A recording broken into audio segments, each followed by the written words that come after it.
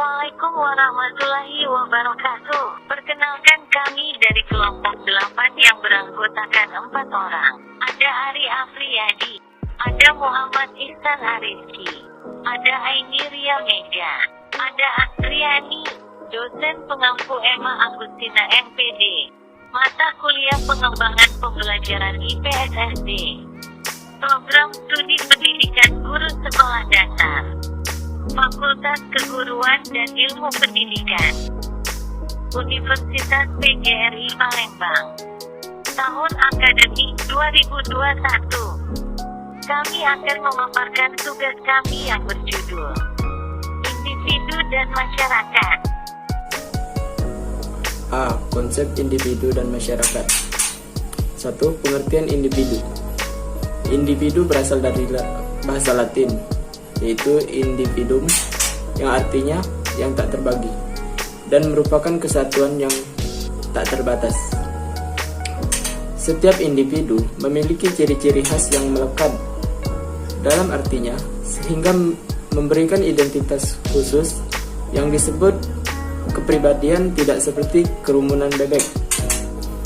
Ternyata masyarakat yang juga dapat disebut sebagai kerumunan atau himpunan masyarakat menuntut setiap individu untuk memiliki kedudukan dan perasaan tertentu dalam lingkungannya, memiliki tingkah laku khas, dan memiliki kepribadian. Setiap manusia lahir ke dunia dengan membawa potensi diri masing-masing yang dapat dikembangkan kemudian hari, sehingga proses pembelajaran atau pendidikan. Oleh karena itu, manusia dilahirkan sebagai makhluk individu yang memiliki perbedaan yang khas dengan manusia lain. Hal ini sesuai dengan pendapat Alford yang mengatakan bahwa individu berasal dari kata individu yang berarti tak dapat dibagi-bagi. Maksudnya bahwa manusia merupakan satu kesatuan jiwa dan raga yang tak dapat dipisahkan serta satu sama lain. 2. Pengertian masyarakat dapat didefinisikan sebagai kelompok manusia yang terdiri dari sejumlah keluarga yang bertempat tinggal di suatu wilayah tertentu, baik di desa maupun di kota, yang telah terjadi interaksi sosial antara anggotanya atau adanya hubungan sosial yang memiliki norma dan nilai-nilai tertentu yang harus dipatuhi oleh semua anggotanya dan memiliki tujuan tertentu. Unsur-unsur masyarakat yaitu 1. Seperasaan, 2. Sepenanggungan, 3. Saling memerlukan.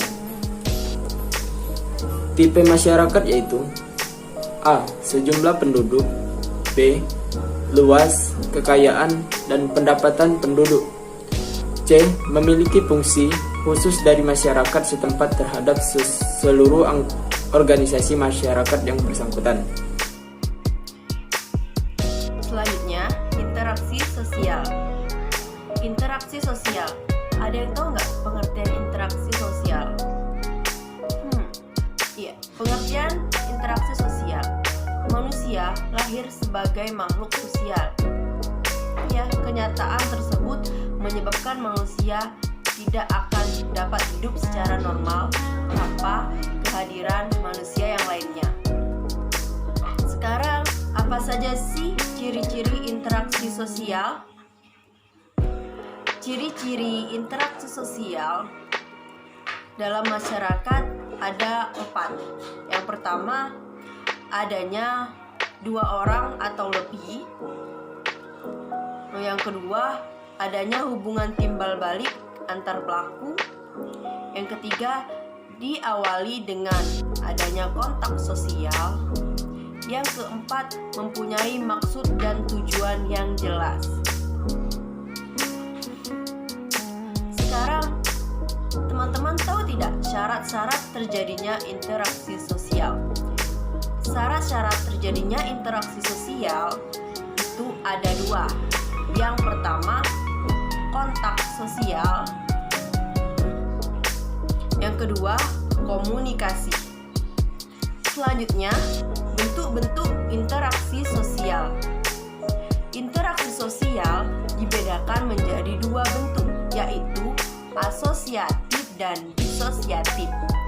Yang pertama, asosiatif adalah interaksi sosial bersifat asosiatif akan mengarah pada bentuk penyatuan.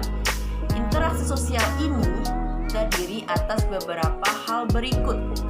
Yang pertama, kerjasama. Yang kedua, akomodasi. Yang ketiga, asimilasi. Yang keempat, akulturasi. B. Disosiatif.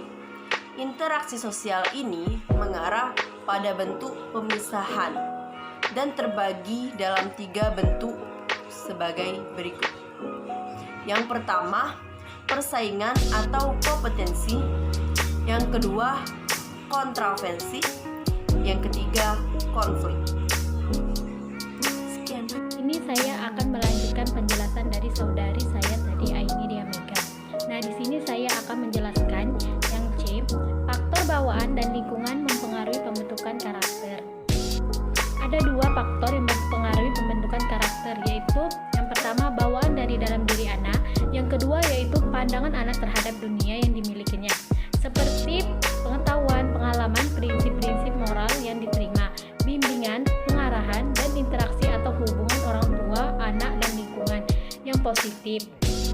Yang positif akan membentuk karakter yang positif pula pada anak. Salah satunya contoh kisah nyata yang berjudul yaitu seorang anak laki-laki dibesarkan dalam keluarga binatang.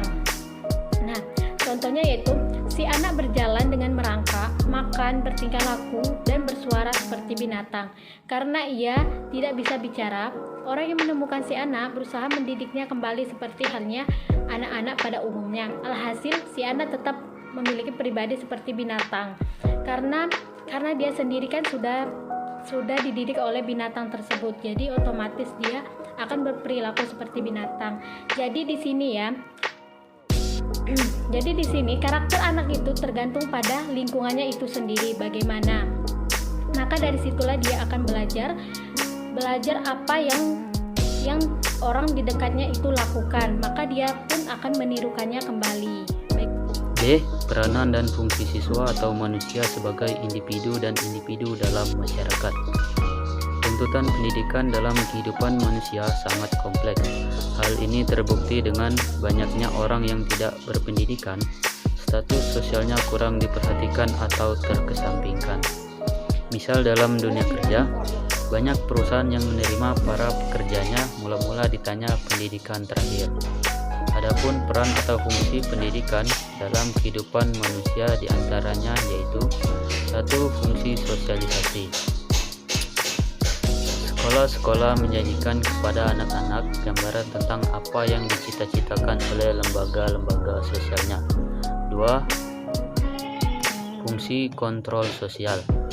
Sekolah dalam menanamkan nilai-nilai dan loyalitas terhadap tatanan tradisional masyarakat harus juga berfungsi sebagai lembaga pelayanan sekolah untuk melakukan mekanisme kontrol sosial. 3. Fungsi pelestarian budaya masyarakat. Sekolah di samping mempunyai tugas untuk mempersatukan budaya-budaya etnik yang juga beraneka ragam, juga harus melestarikan nilai-nilai budaya daerah yang masih layak dipertahankan, seperti bahasa daerah, kesenian daerah, budi pekerti, dan suatu upaya mendayagunakan sumber daya lokal bagi kepentingan sekolah dan sebagainya. 4. Fungsi sekolah. Berkaitan dengan konservasi nilai-nilai budaya daerah, ini ada 2 fungsi sekolah, yaitu pertama, sekolah digunakan sebagai salah satu lembaga masyarakat untuk mempertahankan nilai-nilai tradisional masyarakat dari suatu masyarakat pada suatu daerah tertentu. Umpama sekolah di Jawa Tengah digunakan untuk mempertahankan nilai-nilai budaya Jawa Tengah. Fungsi 5. Fungsi seleksi, latihan dan pengembangan tenaga kerja. Sekolah sebagai lembaga yang berfungsi untuk latihan dan pengembangan tenaga kerja mempunyai dua hal. Pertama, sekolah digunakan untuk menyiapkan tenaga kerja profesional dalam bidang spesialisasi tertentu. Kedua, dapat digunakan untuk memotivasi para pekerja agar memiliki tanggung jawab terhadap karir dan pekerjaan yang dipangkunya. 6. Fungsi pendidikan dan perubahan sosial. Fungsi pendidikan dalam perubahan sosial dalam rangka meningkatkan kemampuan analisis kritis, berperan untuk menanamkan keyakinan-keyakinan dan nilai-nilai baru tentang cara berpikir manusia. 7. Fungsi sekolah dalam masyarakat. Fungsi sekolah sebagai partner masyarakat akan dipengaruhi pula oleh sedikit banyaknya serta fungsional tidaknya pendayagunaan sumber-sumber belajar di masyarakat. Sekian, terima kasih. Baiklah, terima kasih. Itu saja yang dapat kami sampaikan.